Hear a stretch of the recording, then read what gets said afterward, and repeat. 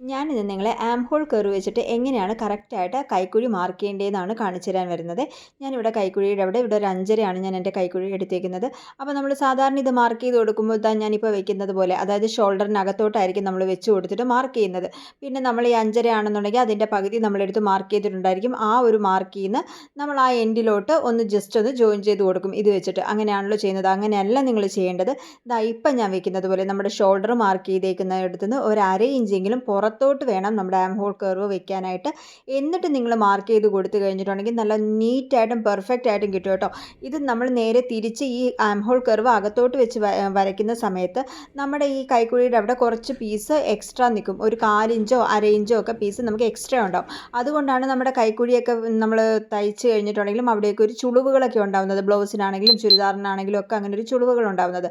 അപ്പോൾ നിങ്ങളെല്ലാവരും ഇങ്ങനെ ഒന്ന് ട്രൈ ചെയ്ത് നോക്കുക. അപ്പോൾ ഇങ്ങനെ ട്രൈ ചെയ്യുന്ന സമയത്ത് നമുക്ക് നല്ല നീറ്റായിട്ട് നമ്മുടെ ബ്ലൗസ് ആണെങ്കിലും ചുരിദാറൊക്കെ ആണെങ്കിലും നമ്മുടെ ആം ഹോൾ നല്ല നീറ്റായിട്ട് കിട്ടും.